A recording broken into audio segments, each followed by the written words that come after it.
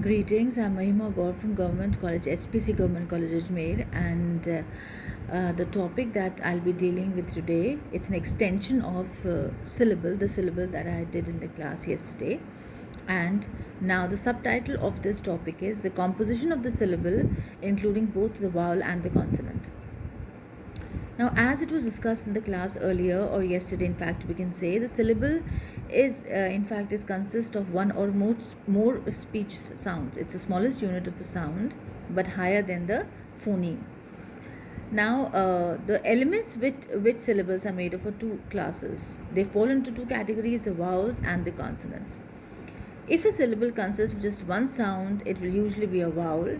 Suppose as if a, o, and I. The letter h and a and o is not pronounced. There are exceptions like the interjection sh, sh. This is a syllable, no doubt. It consists of one sound and that is consonant. Sh. If a syllable has more than one speech sound, one of them will be a vowel and the rest consonants. For example, take the word, any word which has got two syllables. The first syllable is a and the second is ni. Now, for example, take the word Annie. Any. So, the first syllable is e and the next is ni. Now, we are talking and discussing the words which have got two syllables. Take the word recede. Recede has got two syllables, re and seed. The word relate, it has got two syllables, re and late. The second syllable of relate has a diphthong a, e and I, combination of both vowels e and I, that is called a, like late, relate. Since it is a diphthong, it is considered a single sound, that we already know. So the vowel in a syllable is a central element and it is called the nucleus of a syllable. You should just understand, it's not complicated. The only thing is you have to understand that the vowel is in a syllable is the nucleus. It generally comes in center, so it's the nucleus of the syllable. The consonant that begins a syllable is called the releasing consonant, and the one that comes at the end of the syllable is called the arresting consonant.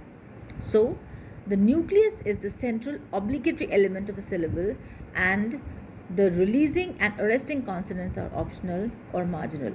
Like in the words we say is nucleus of syllable symbolized with V, and the marginal elements you can say describes consonants symbolized as C. Like take the syllable, the word cat. Now cat has a structure. It's very simple. You can make it out. K, a, and t. So k is a consonant, a is a vowel, and of course t is also a consonant. So the structure will come out as CVC. We just have to pay attention a little bit towards I'll be sending you this a PDF of this composition of the syllable of the vowel and a consonant, and as soon as you go through it, you'll be able to understand it. So here we can say that the nucleus here is the vowel a, and k and t forms the consonant on the either side of the nucleus. So there is thus a releasing consonant, the nucleus, and the arresting consonant. So C means, C here is a releasing consonant because in the comes at the beginning. V vowel is the nucleus, and again the next C is the arresting consonant because it is t. So you don't have to bother much about it. It's very simple. Now, some syllables have only the nucleus. Now consider the following words, like you have the word I, O, I. Okay, all these have just only nucleus because we don't have any consonant either in the beginning or in the end. We don't have the arresting consonant, and neither we have the releasing consonant here. Each of these words has just one speech sound, which is a nucleus, and all the monosyllabic listed above has the structure V. So the first syllable of the word, like honest, earnest, educate, order, odor, apply, have only one speech sound each, and each one of these first syllables has a structure V. This you can easily understand. It's very simple. Now another example that has been given here is that some syllables have the nucleus and an arresting consonant. For example, am, all, up, as. Now here you can make it out. They have just an arresting consonant and a nucleus. That is, in the beginning there is a vowel, and in the end there is a consonant. A is a vowel, and sir is a consonant. And because it is coming in the end, so it turns out to be a resting consonant. Now, there are other syllables like you have the word, another example here is given with the word engage, ambition, under. Now see, you have a hyphen here.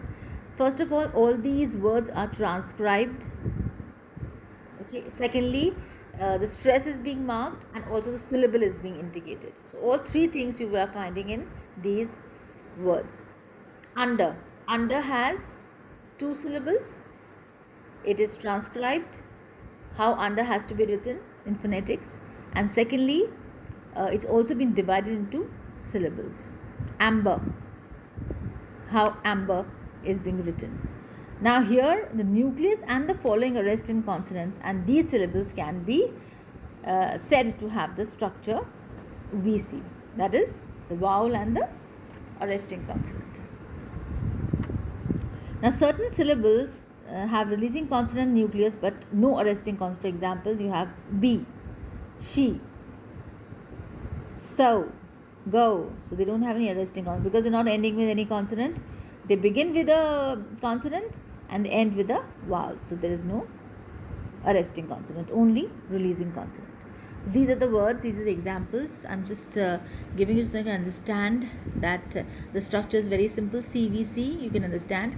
If there are two consonants in the beginning and there's a single vowel in the middle, and then again two consonants in the end, so it will be CCVCC. This is a simple structure.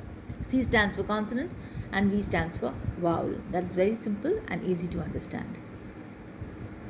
Now this is the structure, that is the CV or CVC or CCCV. This is the structure that is there, and ample of examples have been given. I'll be sending you the PDF so that you can go through it, and if any confusion you have, you can just talk to me about it.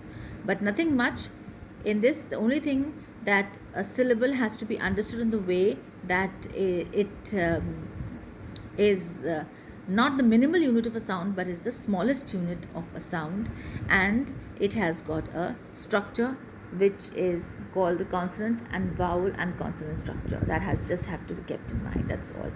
So that's all for the syllable, and you could just go through the text, and then if you have any queries, you can ask. Thank you so much.